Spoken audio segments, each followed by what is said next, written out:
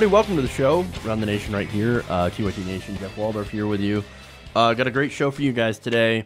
Unfortunately, normally Ron Pacone is on Wednesdays. However, State of the Union stuff, man, look, Jimmy Dore on Jimmy Dore show along with Ron did a live stream, so they're kind of catching up on that. So unfortunately, that's the reason that Ron could not be here today. He's got a lot of work to do. So my schedule is a little weird because I'm in Michigan, Ron's in LA. So what we have is like a mismatch on time. So it's, I mean, like I'm asking him to come in and do the show at noon, which is kind of hard to do. So, you know, that's why we only do like one segment together when we actually used to do like a whole show. So that's why Ron couldn't be here, you know. But don't worry, hopefully he'll be back next week, next Wednesday, so we can do a segment together. Because, again, I really enjoy the segments with Ron, and I know you guys do too as well. So he feels really bad about not being able to make it today. But so, anyway, don't give him too much shit. All right. Anyway, so despite the fact that Ron's not going to be in the show, we do have a great show for you guys today. We've got a lot of non-State of the Union news. So, again, I went out of my way to make sure that we are not talking too much about the State of the Union, because I think we talked about it a lot last night. I live tweeted it. If you're not following me on Twitter, maybe you should, at Jeff's Politics. Not saying anything, except I just totally said something. We have breaking news about Trey Gowdy that I want to talk about. Then we have establishment Democrats that are trying to shut down progressive campaigns. Got a great article on that. Then another, the tax cuts from Donald Trump have claimed another casualty. I'm going to explain. Then we've got conflict of interest, more corruption in the cabinet of President Trump, of the administration. And then we've got a crazy story on the trial going on in Baltimore and what the police have actually been doing. It's amazing what's going on today in the news. And then, of course, we've got net neutrality in California. So it's an awesome story we've got today. Or awesome show, I should say. So stick around for the next hour as we go around the nation for some of the best stories and progressive political commentary that you can find on the web. All right, let's get started.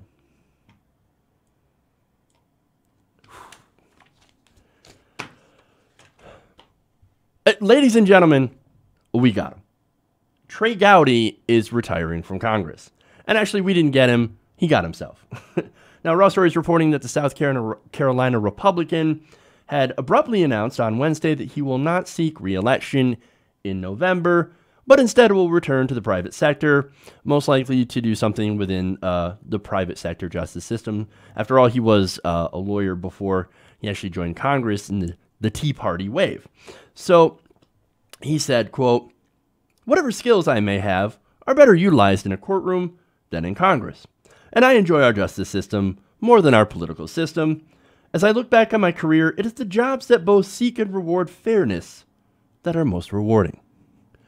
So here's your translation. I'm out of here. I'm gone. I'm gone.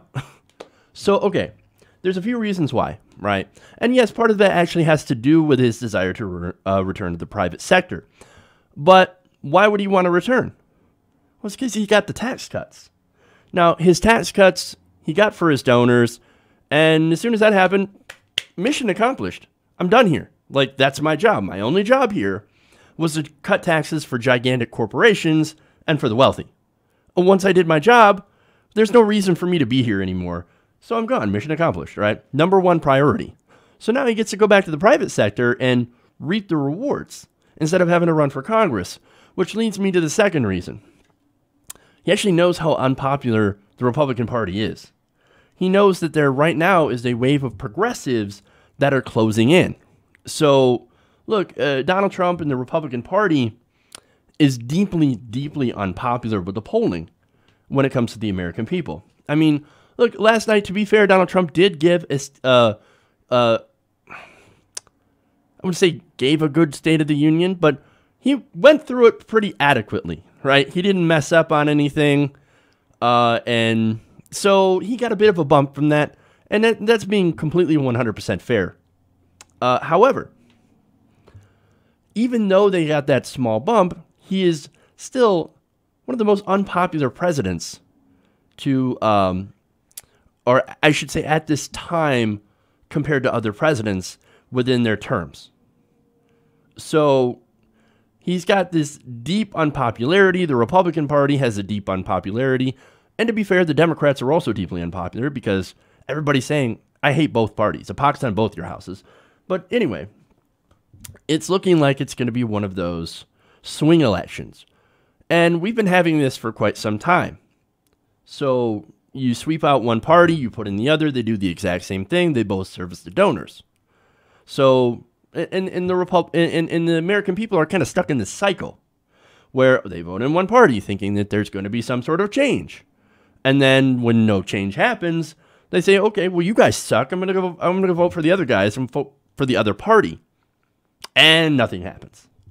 And that's hopefully what not happens this time, because we actually do have progressives, real progressives, not corporate Democrats, not people that are owned by special interests that are actually trying to run through their primaries. But I'll have a story on that later on how the Democratic Party is actually trying to stop them. But nonetheless, again, not only are Republican politicians deeply unpopular, you also have Republican policies that are deeply unpopular. For example, the tax plan, right? So the Trump tax plan has very, very poor poll numbers. In fact, most Americans, I think over 3/4 of Americans say, okay, we believe that the tax cuts that you just passed are going to go mainly help the wealthy. So it's somewhere around 53% of respondents thought, yes, we strongly believe that these tax cuts are only going to help the rich, and somewhere around 23% say that, no, we think it's only somewhat going to help the rich. Those are disastrous numbers, right? There's another poll that came out, and I covered that yesterday, that found that only 2% of respondents reported receiving either a raise or a bonus from the tax cuts. 2%. That's disastrous. All of that, of course, spells doom in November for any Republican that happens to be running. Now, there's another reason, the third reason. And I know some of you might disagree with this, but Trey Gowdy actually also supports the Mueller investigation. I know it's crazy, right? Now, he has called on Trump and the Republicans to leave Mueller alone. Recently, in an interview with Fox News, Chris Wallace, he said he supports 100% the Mueller investigation. Now, that's the investigation, of course, into Russian interference of the election. Now, that, of course, puts him at odds with the President of the United States. So instead of staying around to get slaughtered needlessly, no, he's running for the hills. Gone. Outie. And he is not the only one.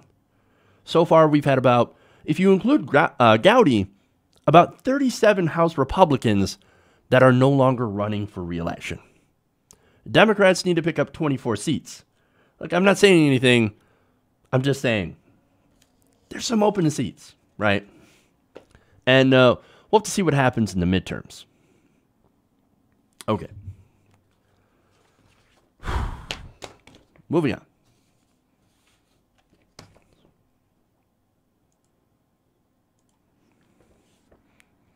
Do I want to go to that yet? Yeah. Okay. I guess we're going to start out the day with corruption. Now, since Bernie Sanders made the call for millions of people to get involved with politics, we have seen a number of regular people begin to run for office. Now, this is something that doesn't normally happen. Normal people normally, they don't understand the intricacies of running for office, so they run into a lot of different surprises.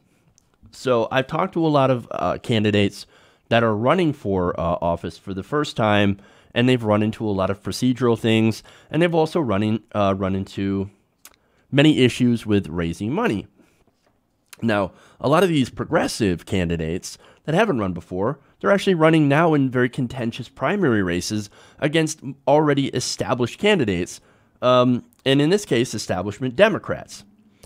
Now, if you thought the establishment would roll over and give up its power, well, you're wrong. They actually use every trick in the book that they can to hold on. And one of the tricks they use is fundraising. Another, of course, is endorsements, and I'll touch on both of those. Now, there's an example written in a piece last week in The Intercept by Ryan Grimm and Lee Fong. This is an excellent piece, right? So in it, they have some examples of people who hadn't run for office before and what kind of roadblocks the establishment is putting in the way for these people for running for office. Now, they start out by talking about Jeff Erdman. Now, Jeff Erdman is running a race in Minnesota. Now, he was looking for, obviously, grassroots support, but also support from the DCCC. Now, that is the Democratic campaign. Now I can't think of it. Democratic, whatever, right? The DCCC. These acronyms are killing me, man. Anyway, Michael Rosenau, Erdman's campaign manager, said he and Erdman had reached out to the DCCC, but had a hard time getting through. Apparently, he wasn't a very well-known candidate, but most importantly, he wasn't a well-financed candidate.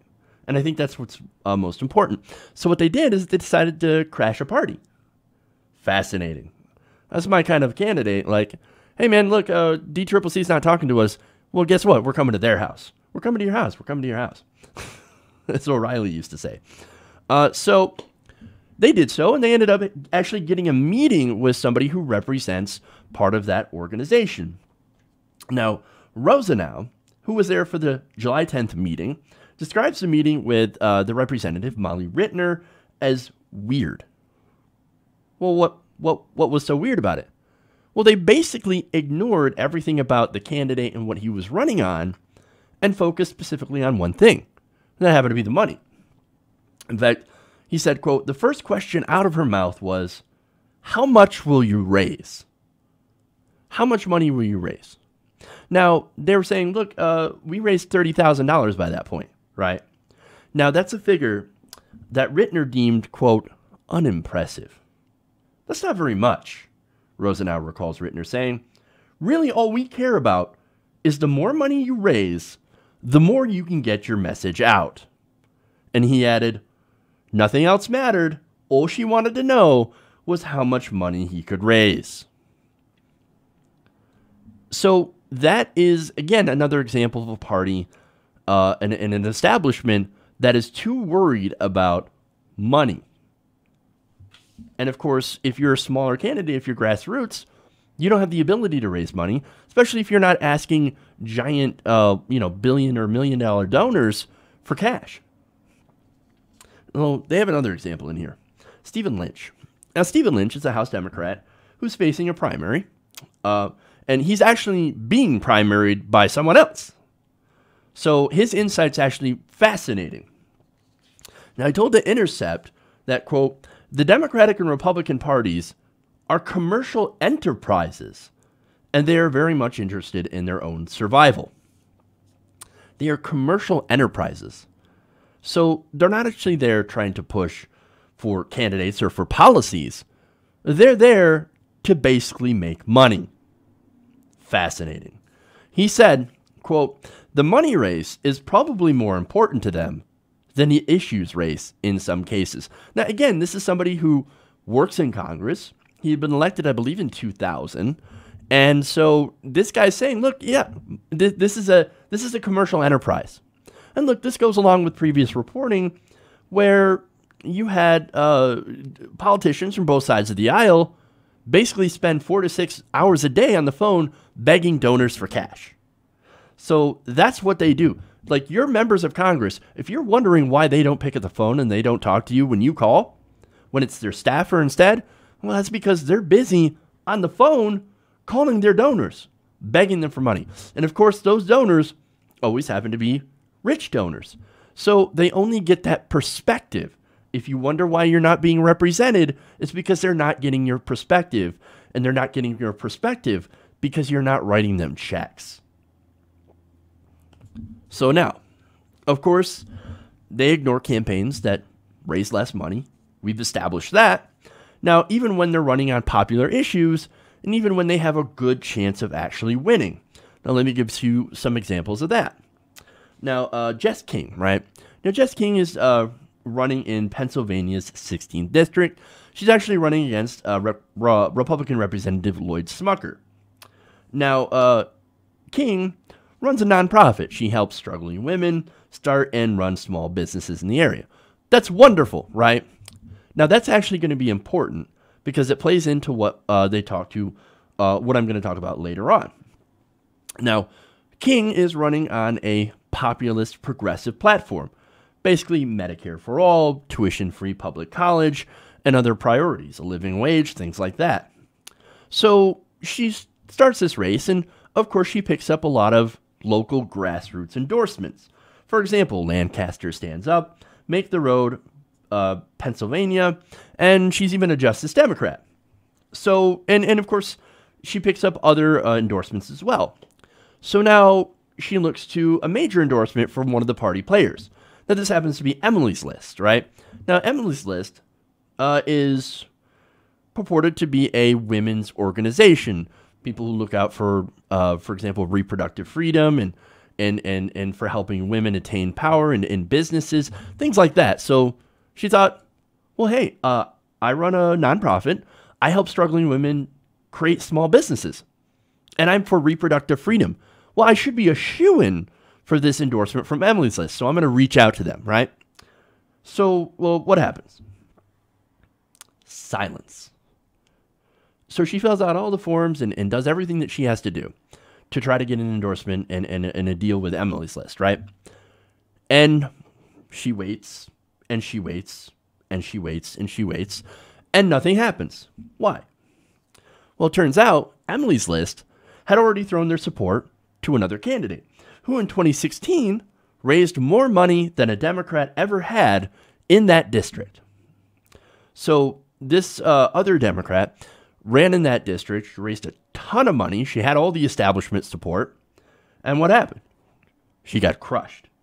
She got humiliated by the Republican opponent.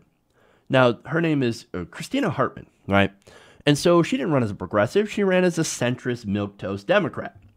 So she's like, oh, here's what I'm going to do. I'm going to go and try and pick up Republican voters. Now, was that successful? Evidently not. Because why vote for Republican light when you can just vote for a Republican? And that's what they did. So she got, no pun intended, or pun totally intended, smucked. Okay. Now, it was so bad that she had underperformed Hillary Clinton in that district. So you have all the endorsements from official Democratic circles, all the money, and you still lose. And so, guess what? That same politician, she's back again, and this time, again, she has all the endorsements from the establishment and all the money.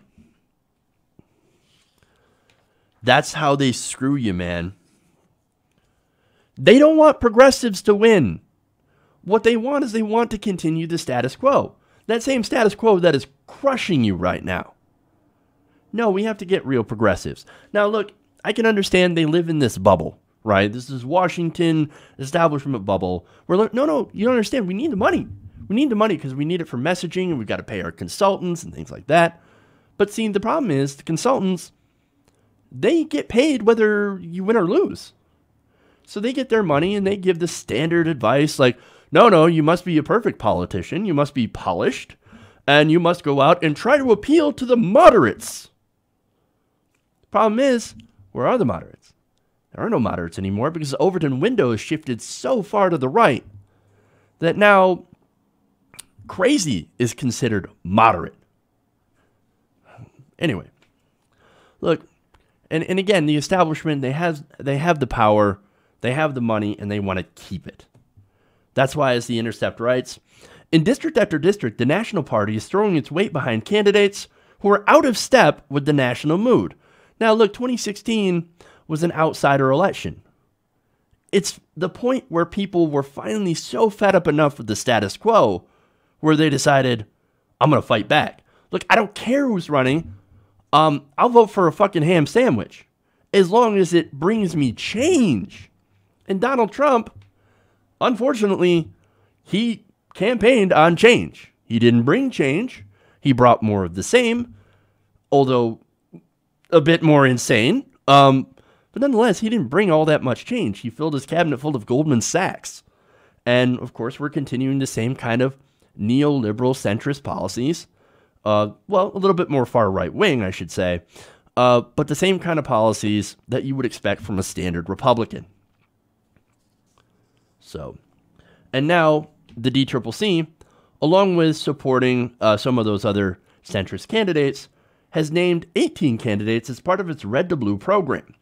Now, that's interesting because that certain program, while not a specific endorsement, is something that gets you exclusive financial and strategy resources from the party. Now, how many of those 18 candidates do you think are progressive? I will wait. None of them. Absolutely none of them. And of course, we see this over and over again, right?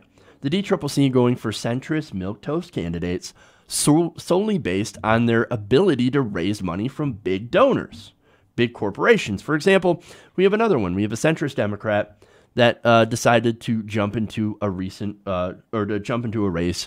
California. Now, this is Dottie Nygaard, who is a nurse. She's running on Medicare for All, and she's in this race, and it's a pretty contentious primary with a lot of different options. Well, she wants to take on the incumbent Republican. She wants to win the primary, take on the Republican. She thinks that she can win. Now, somebody that she had talked to before, a Blue Dog Democrat called Michael Eggman, who he decided to jump in. Now, what's interesting about that is that before their campaigns begun, before Nygaard's campaign had even begun, she and Eggman had conversations, right?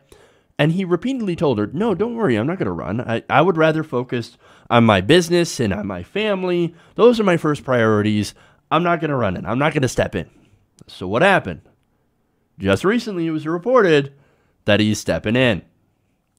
I wonder if that has anything to do with the fact that the establishment doesn't actually want progressives to run in that district or to win in that district. I would bet you money. And look, all the other campaigns, by the way, had been organizing for months and working to try and get those endorsements. So here comes Eggman. He drops right in. And again, I see that this is an aside here, but Eggman makes me think of Professor Eggman. Makes me think of Sonic for some reason. But anyway, I just had to address that. But look, anyway, what are the chances that he will actually get all the endorsements? I think there's 100% chance that now Eggman is going to be the favorite because guess what? He is a Blue Dog centrist Democrat. And besides, he already has the ability to raise money and previously ran before. So here we go. This is another example. Members of the Democratic establishment that are jumping in the way, that are putting roadblocks on progressive candidates. So again, if you thought that they were going to be eager to give up their power, you were wrong. These primaries, these are fights. And yes, the establishment is going to fight dirty. But remember, we have the policies and we have the people on our side. So we can actually win. Okay. So I'm going to take a quick break here. So stay right here around the nation. We'll be right back.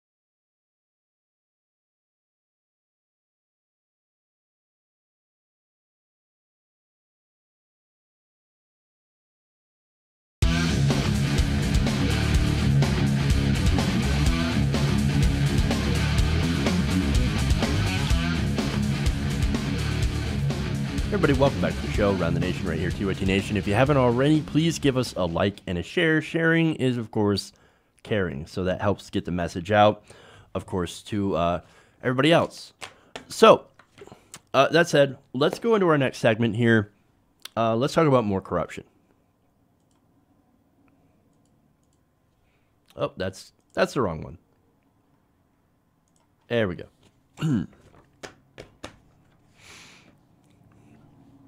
So Donald Trump's CDC director has stepped down after reports that she had a bit of a conflict of interest. Now, I'm going to go to Politico that reports that the Center for Disease Control and Prevention director, Brenda Fitzgerald, resigned on Wednesday, one day after it was made public that she traded tobacco stocks while she was the head of the agency. That would appear to be a no-no. And obviously, yes, a huge conflict of interest. Now, they said that this morning, Secretary Alex Azar, who, by the way, is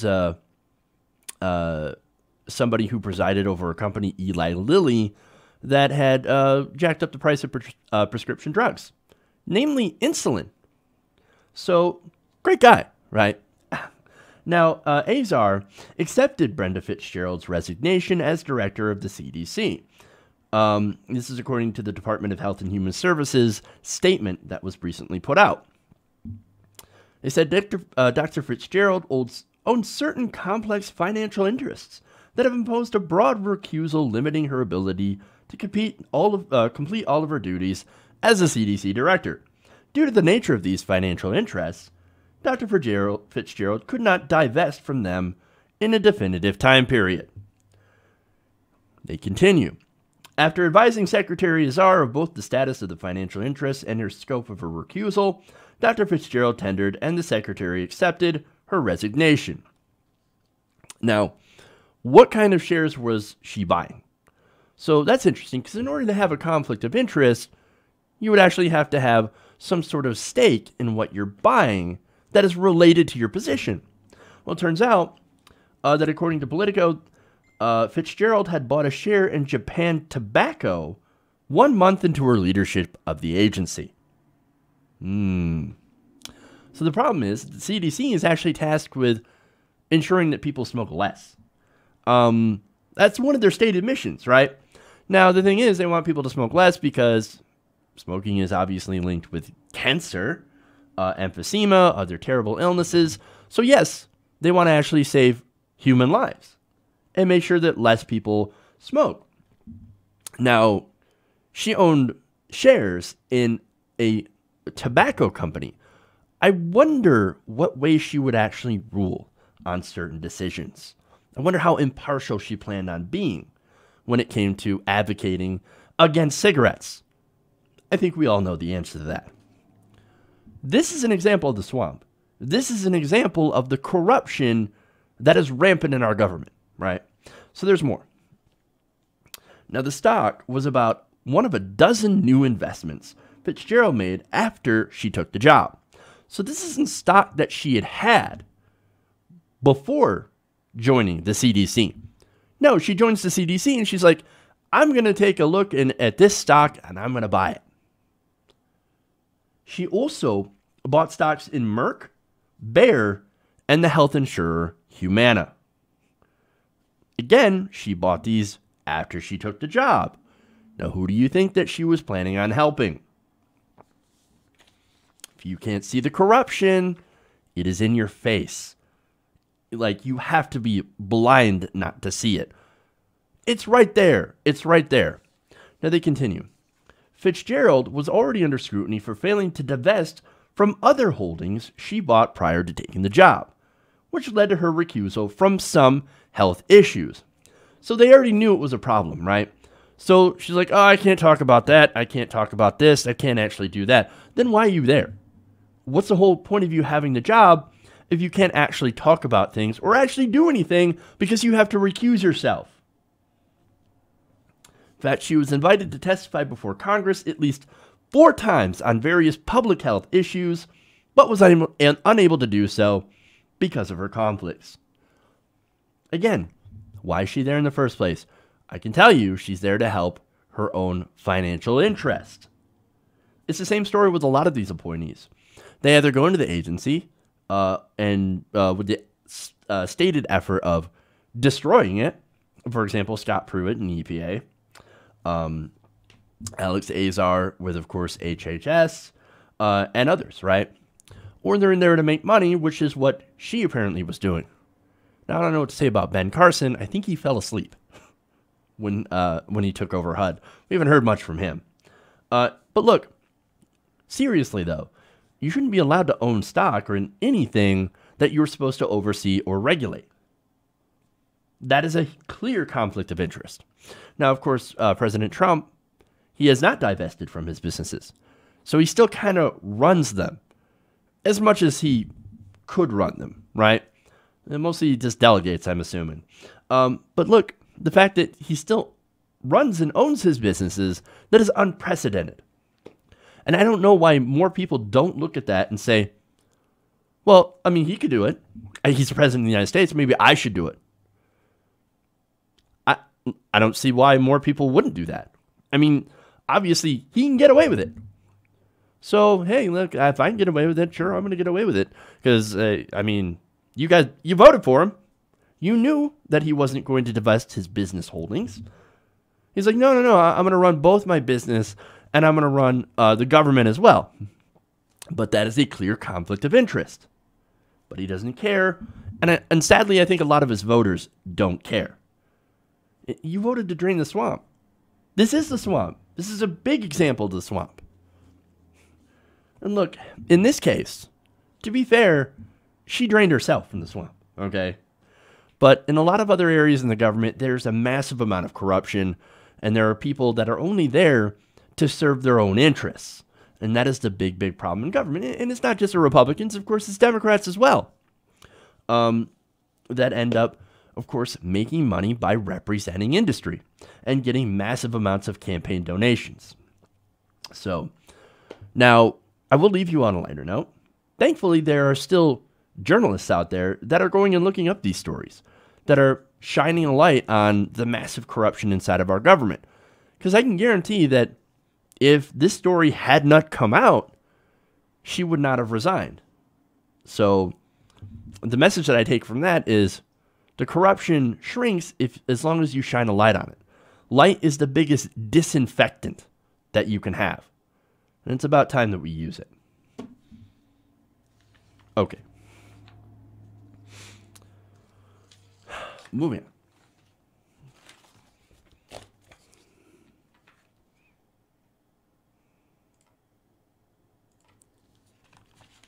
Now we go to the big lie.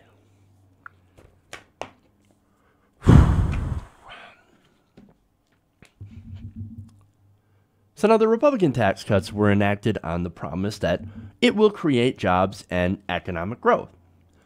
Now, I pointed out in many other videos where that is actually not true.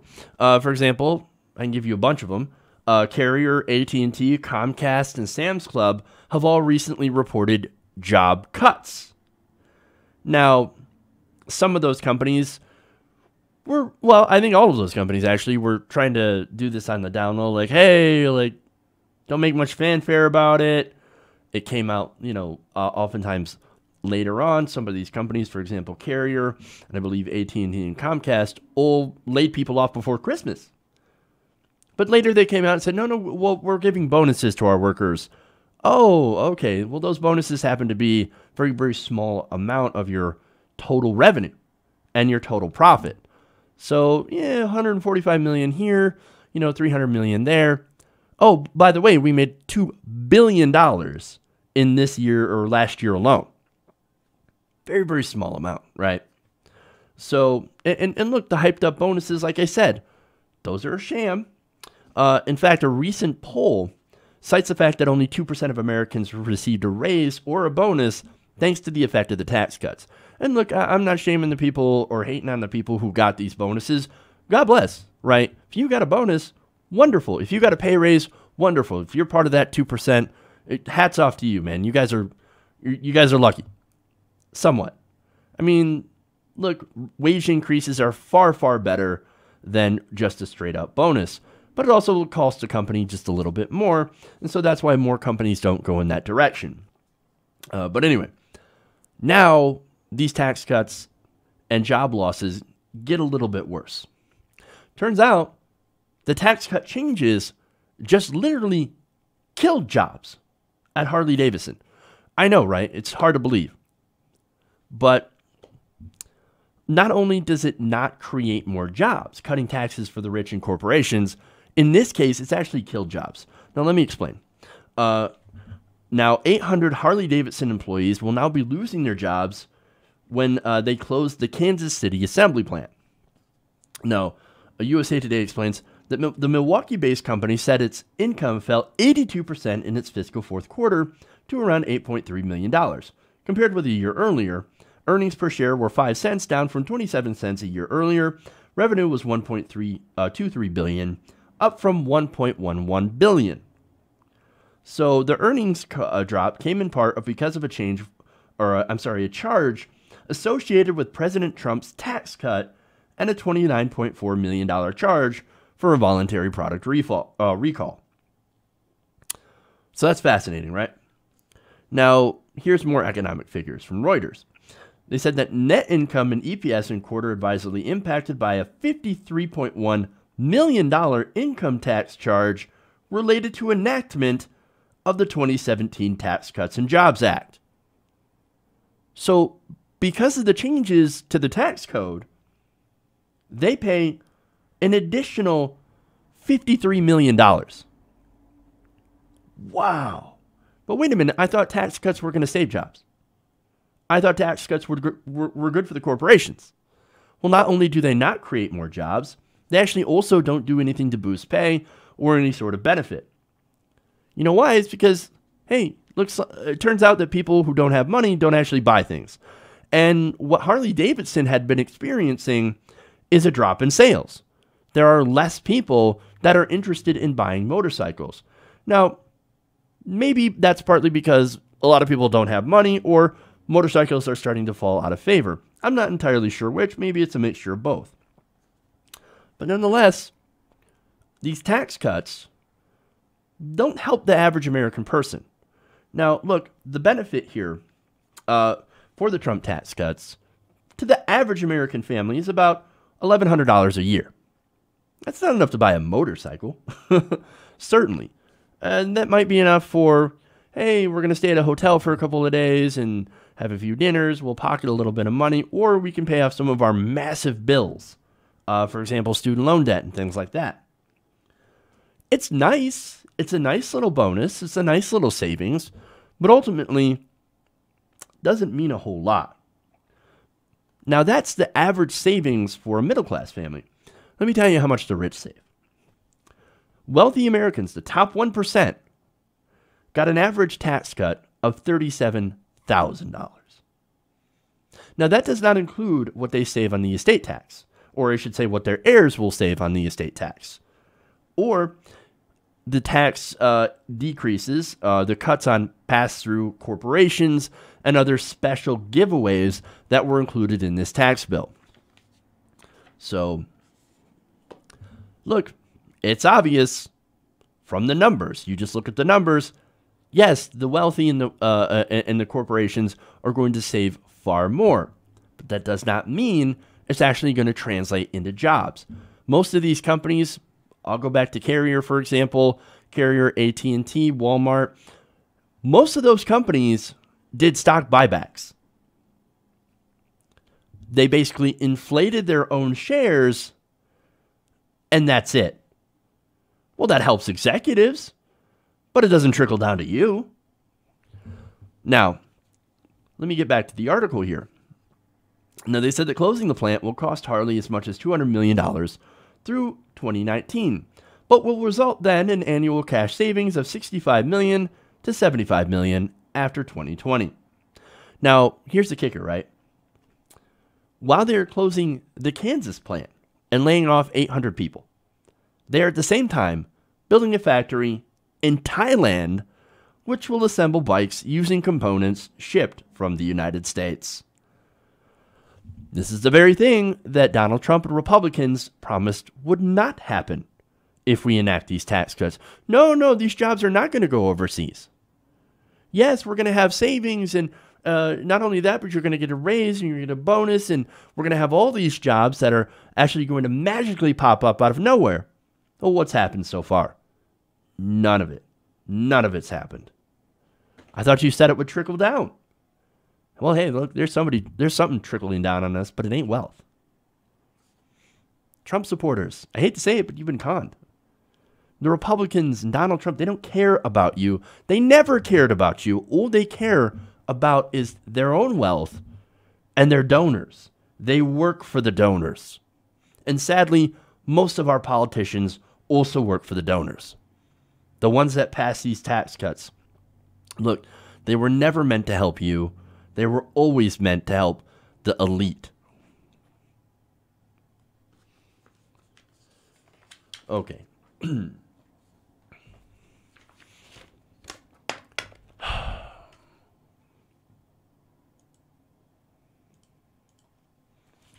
Let's actually go to some good news. For once.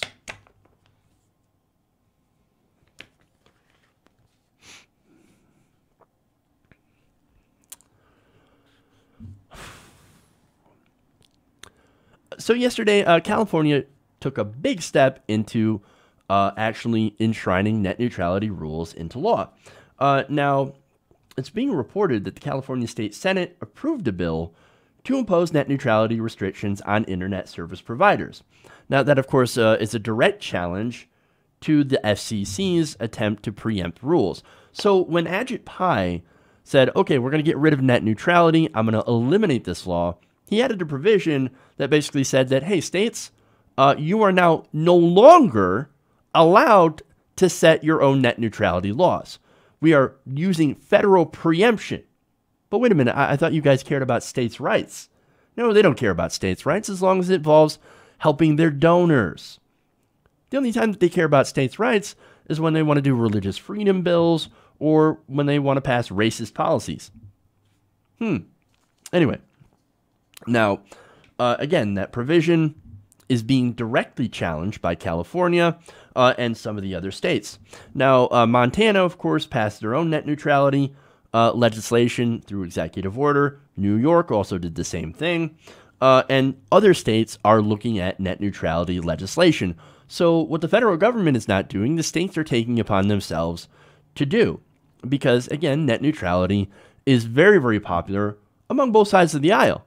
Both Democrats and Republicans are in favor of net neutrality. They don't want the internet to be blocked or throttled, slowed down. They don't want fast lanes, pay prioritization. They're against all that stuff. And look, to be honest, if you're a right-winger, you are more likely to have your website shut down because of a lack of net neutrality rules. Advertisers will look at some of the right-wing sites and go, nope, not in favor of that at all. That actually makes us look bad. We're just going to quietly shut down your site. So it's the right wing that's far more in danger. So in taking up net neutrality, we're making sure that everybody has free speech rights on the internet and everybody's content is being treated equally across the transmission lines. Now, again, this goes directly in the face of the FCC. In fact, they are already ordering states to scrap plans for net neutrality laws. Now, how's that going to go? Well, already the FCC is being sued by 21 different states in the District of Columbia. Now, they actually want to reverse the net neutrality decision and the preemption of state laws. And you also have Congress that is one vote away from being able to do the same thing. Now, Congress, that's a bit of a long shot because it would actually take Donald Trump to go and sign that into law. He's very, very unlikely because odds are he probably doesn't even understand what net neutrality is. Now, net neutrality, of course, means that companies, internet service companies, providers, have to treat everything equally. That means no blocking, no throttling, no paid prioritization. So that takes me to California. Now, Senate, the California State Senate approved SB 460. Now, this has been proposed by Senator Kevin DeLeon. Now, the bill passed 21-12 among party lines. So old Democrats said yes. All Republicans are like, no, absolutely not, because guess what? We work for the big telecom companies. Now, the bill is going to the state assembly, where the Democrats have, again, a majority, 53 to 25. So it looks very likely that it's going to get through the state assembly as well, and it has to go through the governor. Now, what the bill would do is that it would prohibit home and mobile internet providers from blocking lawful content, application services, or non-harmful devices, except in cases of reasonable network management. Throttling would be outlawed, along with paid prioritization, or providing preferential treatment for some internet traffic. And the bill also prohibits ISPs from interfering with a customer's ability to select, access, and use broadband internet service or lawful internet content, application services, or devices of the customer's choice, or an edge provider's ability to make lawful content, applications, services, or devices available to a customer. They would also be forbidden from using deceptive or misleading marketing practices that misrepresent the treatment of internet traffic or content to its customers. So these are strong enforcement measures, right? So California ain't messing around when it comes to net neutrality. And let me show you how. Violations would be punishable under the state's existing consumer protection laws, which would allow for injunctions and financial damages. So if a company is caught violating net neutrality principles, guess what? We're going to come after you with financial penalties. Now, the California bill would also prohibit state agencies from buying internet service from an ISP unless that provider certifies under penalty of perjury that it will not engage in the activities banned by the bill. So this is a lot stronger than what Montana and New York had actually put into place, and again is a direct challenge to the FCC's authority, especially the preemption laws. Now look, the preemption laws, and I've talked about those before, those I think are illegal. The FCC does not have the authority to be able to preempt the state law from doing whatever they're doing, because the whole point of the FCC is to be neutral, is to not actually create law. So what they're doing is that they said, no, what we're going to do is we're going to ban you from enacting your own net neutrality. You can't actually do that. So you can't remain an independent agency if you're doing this kind of non-independent stuff. Okay? So we're going to see what happens in this fight because this is coming to a head. Now, whether where it goes, if it ends up in the Supreme Court, I don't know. But there is a pretty good argument in favor of the states for making this case. And it's my hope that enough states get together and say, no, we're going to make our own net neutrality laws, and you can't stop us, you cannot preempt us from making our own laws. We'll see what happens. Okay.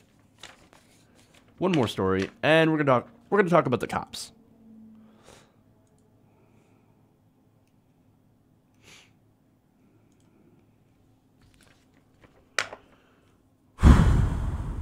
Okay. Let me get some organization here, since I am super unorganized. All right.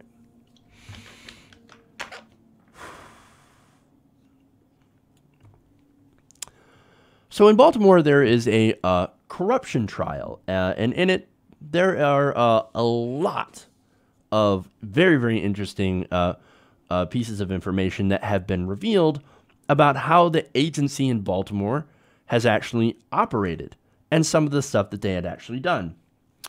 So now, of course, the Baltimore Police Department is a good example of a department that has been riddled in corruption, and we've known that before this trial even took place, based on the things that they've actually done and based on accounts from former police officers. They're basically a model of what policing is not supposed to be. So here's some examples from, according to information released from this trial. Now, according to the Baltimore Sun, after a deadly overdose involving a 19-year-old New Jersey woman, authorities had begun tracing the origin of those drugs. Now, did they find that it was drug dealers?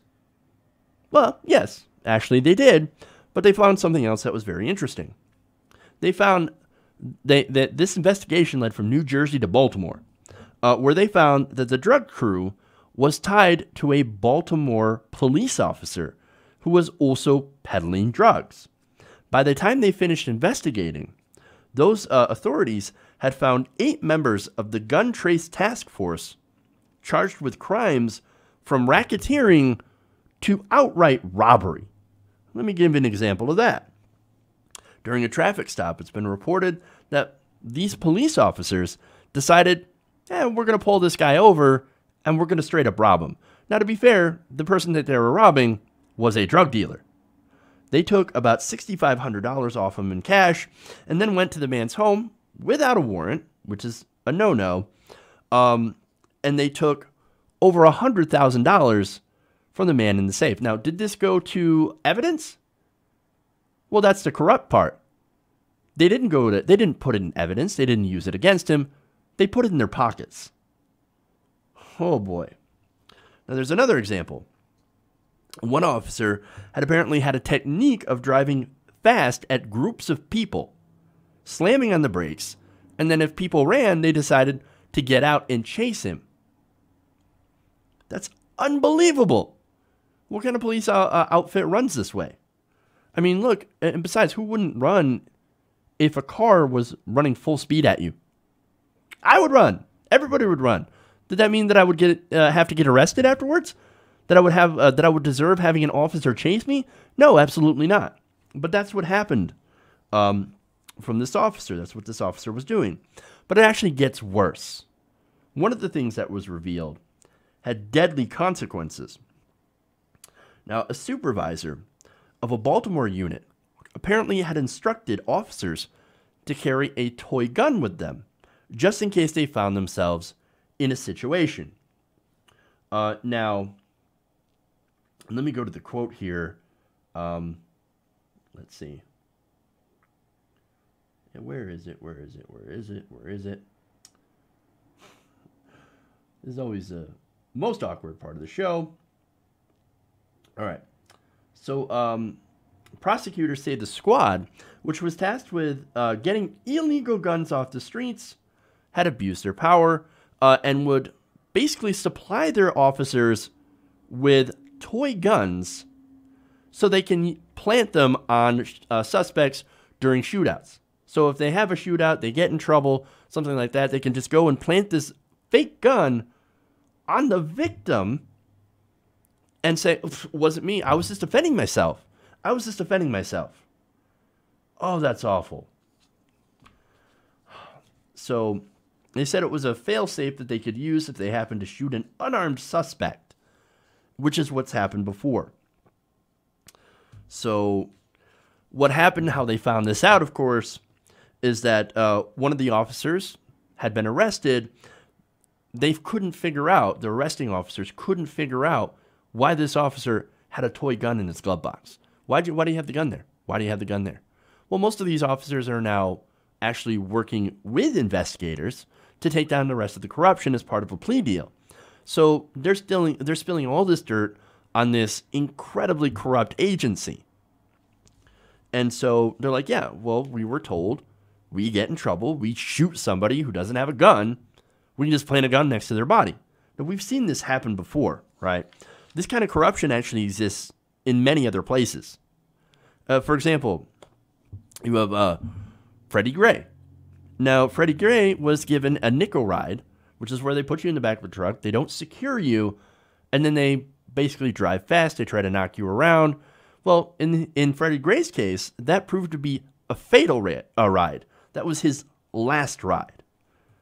Not only that, but you had the case of Michael Slager. Now, Slager was caught on tape planting a gun next to a guy that he had shot in the back. On and on. We have these different examples of police overstepping their bounds, committing violent acts against the people that they were supposed to protect. And look, there was even that story, and I didn't get to cover it because it's horrific, where there was an officer in the hallway, and there was somebody who was drunk, giving him instructions and said, hey, if you don't follow my instructions to the letter, I will shoot you in the face. I will kill you. And that's exactly what happened. And the man was found to be unarmed in that situation. So over and over the country, all over the country, this is happening. And so some people wonder why African Americans, for example, don't trust police officers. Well, Baltimore, more of an African American area. Ferguson, also African American area. And they also wonder why liberals get so triggered when it comes to police. Well, it's not the fact that we don't like police officers. It's the fact that there are bad police officers, and we need to do more to hold them accountable. And look, I'm not saying that there aren't good cops out there, right? Sadly, some of these good cops tend to protect their own, which unfortunately makes them complicit when there's an actual injustice. And again, I've pointed out in many different cases where there is injustice and where there are people that end up covering up for the crimes of others. Look, we're not against the idea of police, right? We're against the corruption. We're against police departments that are only looking out for their own profit, that are not looking out for the general welfare, that shouldn't be in these jobs. We're against police officers and police outfits that use their power disproportionately to go after minorities and the poor. We're also against people, police officers who protect the rich and powerful because they can. And look, this is a problem that I think requires a little bit more than just retraining, right? I think it demands an entire re-examination of what we want out of a police department. Because right now, what they're doing is nothing more than protecting the rich and powerful, and nothing more than going after communities of color. And I see way, way too many examples of that happening. So, look, something has to change. Training has to change. And I think we have to, again, re-examine the role of police in our society if we are ever going to change anything, and make sure that police and that the authorities are actually there to serve and protect instead of oppress. Okay. That's it. That's all I've got for you guys today. Thank you for going around the nation. Make sure to please like and share this stream. If you haven't already, please subscribe to the channel. We're getting close to 70,000, so help us get to 70,000 subscribers. Okay, and that's about it. Thank you, guys. Love you. And remember, change begins with you. Good night, ATN Nation. We'll see you all tomorrow.